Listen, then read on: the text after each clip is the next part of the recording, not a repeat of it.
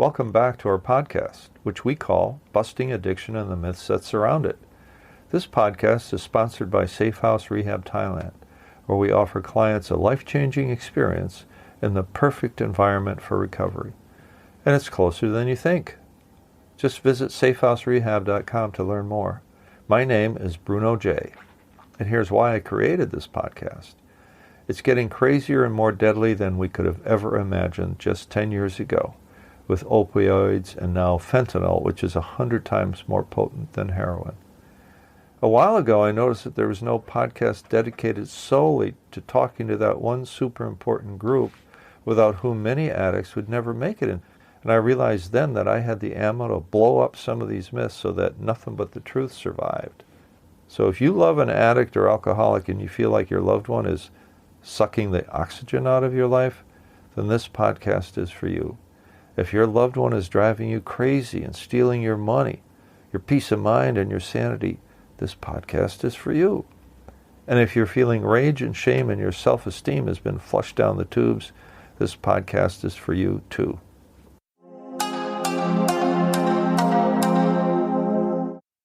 In this episode number 6, we're going to go deeper into enabling. I will share my story of how I enabled my daughter without even having a clue as to what I was really allowing her to get away with. My young collaborator, Tony, will share his story of how his mom tried everything and sacrificed much, but nothing happened until he himself made the decision to stop once and for all. Oh yes, addicts are really slick. Then again, I was a sick dad too, but I didn't know it at the time until I had a rude awakening, which I will share with you a little later. One of the better definitions of the word enabling that makes sense to me is that enabling makes something possible or easy. Think about it.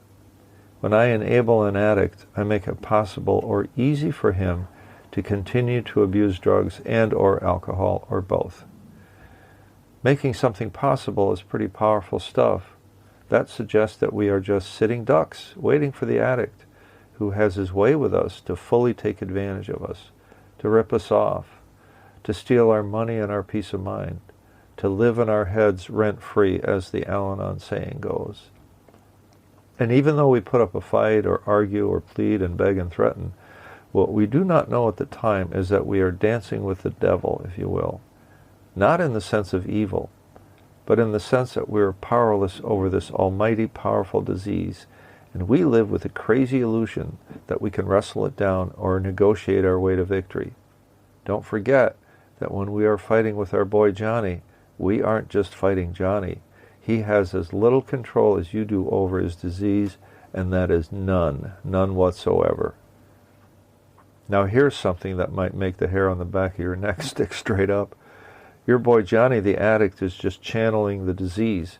He's only saying what the addiction wants him to say so that the addiction itself can be fed and happy, and to hell with the consequences. I got that creepy feeling when I heard my own daughter say something very quietly one morning, and what I thought was someone else's voice when she was deep into her cocaine addiction. "Dad," she says, "there's another reason why all these things are happening." And then she went on to lie and lie and lie. This after she had been out all night to God knows where. But she did ultimately make the U-turn, and she seems okay now, except that she does carry the burden of being an adult child of an alcoholic. And if you never heard of ACOA, and even if you have, that's another episode for our podcast. So let's get back to our topic of enabling. I've experienced my own version of enabling when it came to my one and only beautiful daughter, who was 23 at the time, and I had already been clean and sober at this point for about 6 years. She appeared to be having big trouble in her life, and I couldn't figure out why. I lived about 1,000 miles away from her, so it was very difficult for me to observe her directly. All these difficulties I never imagined could be a result of a raging cocaine addiction. There were these late-night calls to express her money. There was a time she, quote, ran out of money and needed some to get back from Las Vegas. There was trouble getting her fitness training business off the ground. Money for rent just this one time, which happened more than just this one time, of course. Then she needed to move from the apartment she shared with her, quote, abusive boyfriend. And I asked her what was going on, and she said her boyfriend was a cocaine junkie and that she couldn't stand it anymore. The bell didn't even start ringing at that point. That's how clueless a dad I was. So, of course, I called the boyfriend, and what he said next opened my eyes real wide. He said, well, the reason I'm leaving is that your daughter has an out-of-control cocaine addiction. Huh. Both are addicts, and both are lying about it and pointing the finger at each other. What else is new? But up to this point, I had no clue. And now everything that had happened to my daughter was explained in light of her addiction to coke. Everything. All the panic, the disappearances, the money troubles, the chaos of her life after college, which she took 5 years of my money to complete. I figure that she was probably using coke for at least 6 years before I found her out and called her bluff. So here I was, an unwitting accomplice, an enabler who didn't connect the dots or didn't want to connect the dots. And get this, I had a lot of experience with this disease and all its manifestations, except for this one. I did not understand the role of the enabler in the disorder. I had no clue. Sure, who hasn't heard the term enabler? You can understand the concept intellectually, but not until you see the damage it can do will you understand its consequences. Not until you become aware of the enabler within you can you do anything about it. It shouldn't have to be that way. You don't need to experience the full extent of the damage that enabling can do. You can buy the book Love First by Jeff and Deborah J. J-A-Y. You can join an Al-Anon group, and you can get in touch with us at Safe House Rehab Thailand, where we will answer any question, we mean any question you might have that could help you or a loved one at this critical time in your life. Just send us an email at info@safehouserehab.com or visit our website, safehouserehab.com, and call one of the numbers on the screen depending on what country you're calling from. We're here 24/7 each and every day of the year. After I learned about my daughter's addiction for my daughter's boyfriend, and he struck me as truthful about her at least, I didn't just call her and try to smoke her out. I was in a state of shock and concern, and my emotional sobriety for sure was shot. My physical sobriety was under threat too. I was getting the feeling that maybe some vodka would help. Uh-oh. So I did the right thing. I went to see a professional addictions counselor. I talked to my own sponsor as well. But I'd known this addictions counselor from my earlier recovery days. And at the end of the hour, I asked him, John, how am I doing? He said something which has stayed with me to this day 20 years later. He said, you're doing okay. You're going to your meetings, you're working, you've added Al-Anon, you're getting your sleep, and so on. You seem to be in decent balance. But I want you to remember this. Don't let your daughter's disease steal your money or your peace of mind. Don't let your daughter's disease steal your money or your peace of mind. That's really worth repeating. And that is one of the issues surrounding the attitude that you need to take in order to stop enabling. That concept of don't let your daughter's disease steal your money or your peace of mind really helped me, because it came from the voice of authority. And that wasn't all. He also said, make sure that you stop sending her money or carrying the car or anything else. In other words, no more enabling. I replied, well, I better fly down there and confront her. He then said, why don't you read that new book by Jeff and Deborah J., Love First, A Family's Guide to Intervention. They will give you an understanding of the addict's mind in a new way. They will explain that a family's love is one thing that an addict usually will not deny. Even when they deny everything, I mean everything else. So I learned enough from talking to my counselor, John, from the book, from my sponsor, and from my Al-Anon meetings about how to stop enabling. You see, at that point I was still carrying my daughter, paying for much of her rent, for her car, and car insurance, for tuition. So she said anyway. Her disease was stealing my money, and for sure was stealing my peace of mind, and that had to stop. When you enable a person, you deny them the opportunity to learn that their actions have consequences. So the way I chose was to fly down to Tallahassee, Florida, where she was living in the new apartment that I had provided for her. And I spent some time with her, and I decided to confront her on the third and last day of my visit. We had a sweet time together. She loves her dad. She tried really hard to be normal. I noticed that my usually well put together daughter wore the same clothes 3 days in a row, and that would never happen if she weren't using. One day, as we were eating in one of those China Palace buffets, I noticed that one of her nostrils was leaking some watery blood. When I pointed that out to her, she looked mortified, and she ran to the ladies' room, remarking when she came back that she had had a cold or something. Did you know that addicts who snort cocaine damage the skin lining the nose and sinuses to the point where that small blood vessels burst and they bleed? So I knew enough at that point to realize what I was witnessing. So on my third and final night with her, I decided to confront her as I was driving her car very slowly through her apartment complex. I figured if I confronted her in her apartment, she would run away. And if I did it in a public place, there would be a scene. And of course, you don't confront someone when you're driving at 60 miles an hour and they could jump out of the car. But what could happen at 5 miles an hour? Well, this is what I told her. My dearest daughter, I believe that all those problems you've been having are the direct result of your abusing cocaine. Now that's pretty direct. And that did it. She went ballistic. How dare you? What the F were you thinking? Were you watching me to set me up? What the hell is your problem? Remember, I'm the problem, not her addiction is the problem. She didn't jump out of the car, and by then we were walking up the stairs to her place. Then she got ready to go out for the night. This time she got all dressed up just like a stripper. I heard the key in the lock of her apartment door at about 5 a.m. the next morning, as I was sleeping on the floor in her living room. That's when she said that there were other reasons why she was having these problems. By now, she had settled down enough for us to talk, even cry together, as we expressed our love for each other. I gently told her that I left some phone numbers for her to call to get help, and that I could not afford to pay for anything anymore. No more apartment, no more car payments, all ending at the end of the month, about 3 weeks away. Her response was a real surprise to me, and kind of a tacit admission on her part. She said she understood. So she drove me to the airport on time, and we parted sorrowfully, but hopeful too. 3 weeks later, my ex-wife called to tell me that our daughter had checked herself into a county-run rehab. Then a couple of weeks later, I got the update. She hates her dad.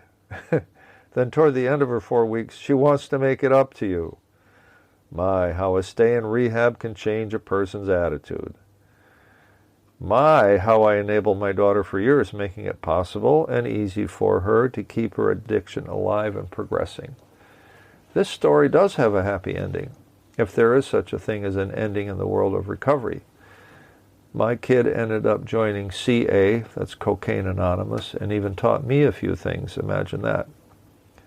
She has since married and now has 2 lovely daughters of her own, and by all accounts she is a fantastic mother, clean and sober. I want to bring back my great young friend and collaborator Tony to have him share his perspective on his parents' role in keeping him afloat, even when the evidence showed he surely wasn't ready to surrender, not quite yet.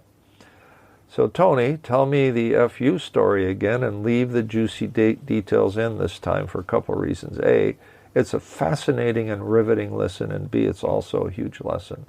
So last week you told the story about your U-turn, then you left out a fascinating episode which is really worth sharing. Welcome back, Tony. Hi Bruno, thank you so much for having me back. What we were talking about last week, the first rehab I'd been to was an all-male Catholic rehab in a Masonic, beautiful place. In the UK, right? In the UK. However, a lot of the men there were coming from prison. They were coming from prison in order to probation period or whatever, to be given an opportunity. That was an interesting rehab, I can tell you that much for sure. Then after that, I went to an entirely different private place in which the first time, unfortunately, I was brought in handcuffs in the back of a police car, escorted there due to my behaviour, and just there was no way in hell that I was going to a rehab again. I was forced. What did you do? What did you actually do that got you into those handcuffs? Do you remember? I was already on the red list as such by the police for approach with caution, warning, flagged up as a dangerous guy because I was extremely violent. Okay. But that day, I had 2 or 3 police cars called to my house, and it was almost like a scene from Scooby-Doo, Okay. where they were chasing me around the driveway, veering in and out of cars. I was aggressive, and I think I put one police officer, the first one who engaged, down to the floor, and then the second two waited for a third car to arrive before engaging me further for whatever reason. And they snapped the cuffs on you. They snapped the cuffs on me, and they stuck back, and that was the final draw where it came to, guess where you're going? Rehab. So that was that. The story that we talked upon was, I went to that very same rehab in which I was escorted to in the police car the first time. The second time I went there by choice. I was like, please, you know what, take me back there. I did quite genuinely enjoy it. However, I think what's important to mention is, in that first rehab in which I was there for 3 months. Now, I committed to the program that first time. I fooled everyone. The counsellors there, they were trying to figure out what was wrong with me, what was wrong with my past, trying to find something somewhere in my story. Now, I worked it out that by telling these counsellors what they wanted to hear, I would get peace and quiet and I could move on. However, my story with that rehab is, upon completing 3 months treatment there, the last day, not only did I smuggle in some alcohol into that rehab, the moment I exited that rehab, that last day, I went on a 2-week bender, a very serious 2-week bender, as a reward. Now, the second rehab we mentioned, me being escorted in a police car, I again committed to the program, despite being forced. I really put some work in. However, I also did not want to stop drinking. My brain at that point was still convinced in not how to stop using, but how to drink sensibly. I had no surrender. I had no acceptance. Okay. Now, the third time round into that, the second time in that rehab, I was beginning to accept the fact that I might need to do a bit more. However, again, I hadn't fully accepted, I can't drink. I had not accepted that. Okay.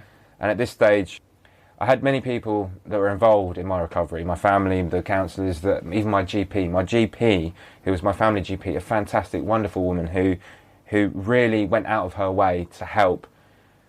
No, GP is a general practitioner, physician. It was like a family doctor. She was my family doctor. She was not an addiction doctor. Right. But she was very close to my family. She looked after my entire family, and from the very get-go, from the very start, said to both myself, to my mother, he needs a long time in a community. He needs a long time. It's going to be a long process. She knew that. I obviously did not want to listen to that. I had no intention of going down that path. I wanted a quick fix, right? I wanted 2-3 weeks in, out, job, see you later. That was always my attitude.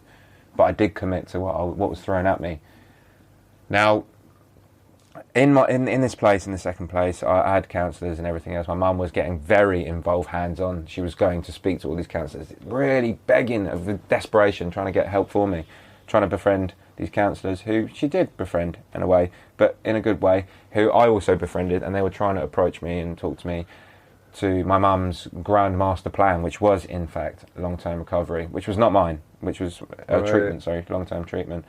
So she had already been looking at South Africa for a period of 3 months, 6 months, 9 months, secondary care.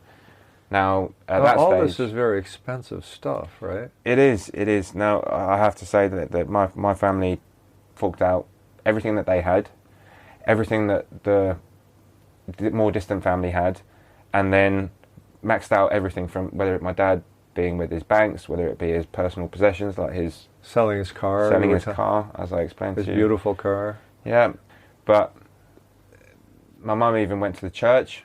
My mum's very involved heavily in the church and managed to get contributions from the church. Oh my. Everyone pulled strings. Everyone pulled strings, putting themselves at next to nothing in order to get treatment for me. That's the love and care. That's what they wanted to do for me, more than anything. Mum looking into long-term treatment for me, having spoken to these counsellors, to individually then come and approach me in this rehab, me even hearing, after completing being in my 3rd week of treatment, I know I've got 1 week to go, I want to get out, that I need to go somewhere for a long term.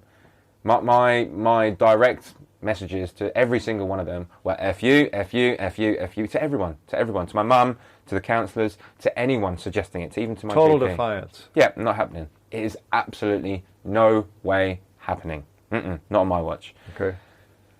what happened for me is, I mean, I was defeated, Bruno. I was absolutely defeated. I had enough at this point of everyone trying to manipulate what I had to do and this and that, and I was very restricted to my freedom and whatnot. Everything was taking its toll. And there was a counsellor there who approached me, who I knew, not too personally, who just gently approached me, and whether it was the right time that he said this to me, he said, look, there's a place out in Thailand, one of my friends is the owner there, give it a go, you've got nothing to lose.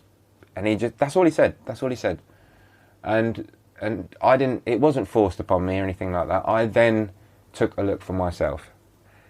I began to take a look for myself, and something somewhere changed for me. I decided, what have I got to lose? Really, what have I got to lose? He did mention the weather. He did mention that it's just brilliant there. Something happened that I decided to say, I'm throwing all my cards in. I'm throwing the towel in. That's it. I give up. Okay. I give up. I'm going to give this a go. And I started looking. I got in touch with the guys. And then when it was a matter of getting back in touch with my mum, I was like, Mum, do you know what? I found somewhere. I found a place. I think I've made a decision. I want to go to Thailand. I want to go to Thailand to do my treatment there. Now, she was shocked. She was baffled. But she was all for it because I'd gone from F you to everyone to suddenly wanting to pursue my treatment, which was, at the end of the day, all they wanted for me. Yeah. So that's the story on that one. Huh. So if you were to circle back, this is really interesting because it's a balance between helping and enabling, right? So as an active addict, we take full advantage of our families, right? They go broke trying to help us, and then we say F you, right? Yeah. So what's your observation about, how that works when, as an active addict, where we are as active addicts is we're self-centered. We don't understand the consequences that our actions have on others. We maybe don't understand how much they're sacrificing, and yet their sacrifice is really prolonging our using in a way, isn't it? I'm convinced that in an active addiction, we do not see clearly. We do not see outside of the box, and we certainly don't see or think about anyone else. Right. We are completely and utterly self-preserved, self-obsessed, in the sense that we're blind to it. We are blind to it, but we're doing only what is for us. We're thinking only about ourselves, and we're acting in a way which completely and utterly, it does not include someone else's feelings. It doesn't involve anyone else's thoughts or our consequences, especially. Okay, so speaking of consequences, I want to jump on that one. Do you think that if your parents had not helped you the way they did, sacrificing as much as they did, and had you face consequences without the help that they gave you, do you think you would have awakened earlier? What do you think would have happened to you? I don't think the outcome would have been the same.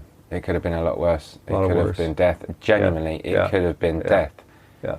It's not something I want to think about. It's not something that I did think about, and it's an area where I'm... Right. However, I have to be aware, I am aware now, that it was a possibility. Okay. It is a very likely possibility, and the sad truth is that I was fortunate. I was certainly a fortunate one who was supported in a way which was very privileged. Right. But unfortunately, with the people that I've met in rehabs, I remember even going into the meetings and having certain individuals, counsellors, saying, look to your left, look to your right. Truth is, only one of you is going to make it.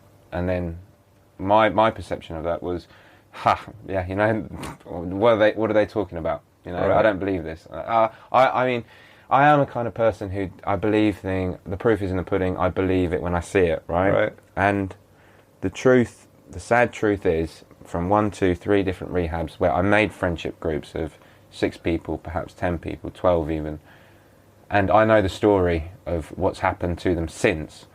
It is frightening as to how correct, how true these counsellors who said, look to your left, look to your right, only one of you is going to make it. And I mean, from my first group of people, 4 out of 6 gone. And young people, young Right. people, same age as me, some older, are not here anymore, and they are taken by addiction. Right. In the second one, 12 people, perhaps a slightly larger group, again, if not more than half, are not here anymore. Right. So the reality is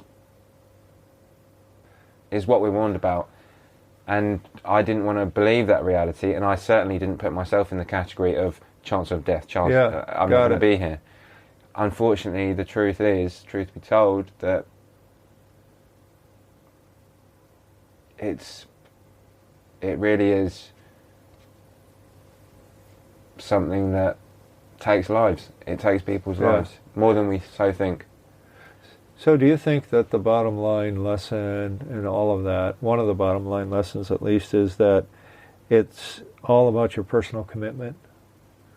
That you can look at the odds, and the odds say, hey, the odds are not, the odds are against me, but if I make the personal commitment, the odds are on my side. Sure, I would not say to anyone, look at the odds. The odds are the odds. That's what they are. That's fact. Granted. Yeah. If you want to deal with that, you deal with that. But we're talking about you, yourself, and your recovery. You want to be the person that's looking at yourself, and you're thinking, I'm going to be that one of three.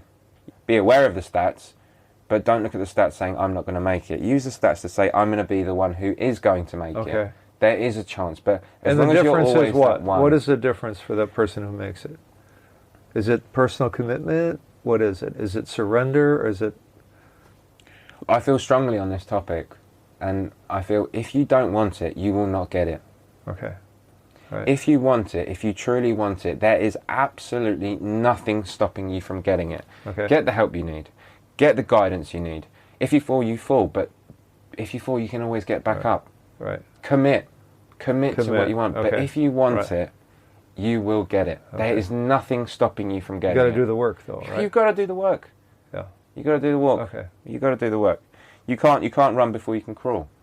Right. You can't run before you can walk. Yeah. So get crawling, get walking, and you will run. Do the work. Fabulous. Thank you so much. I'll bring him back again as a co-host and a guest as we go through this podcast series. So overall, what did we learn today? Plus, Tony had a great lesson for us, and that has to do with if you want it, make the commitment and go ahead and do the work. Is that fair? Absolutely. Okay. So the one thing that we learned today, in addition to what Tony just generously shared with us, is that the enabling of loved ones makes it easy or possible to keep the addict's addiction alive and progressing. So enablement means making it easy and making it possible. Without that, often the addicts would not be able to keep their addiction alive and get the drugs and do the things they want to do. The bad news is sometimes you pull the rug out from under them, they might die. So that's a tough one. Number two, many people close to the addict or alcoholic enable them without having any idea that that is what is happening. They are in a state of involuntary denial until they wake up, see the light, or better yet, feel the heat. We'll talk about more about that later. Thirdly, when we enable, we deny the opportunity for the addict to feel the heat, to experience the learning that comes with feeling the heat and feeling consequences. When we excuse, explain, or cover for the addict, we keep the addict in a dependent, childish state, shielded from reality. And finally, we are sitting ducks for the addict to steal our money, our time, our oxygen, and our peace of mind, unless we become aware of our dysfunction as enablers, and move to stop enabling by educating ourselves on ways to do just that.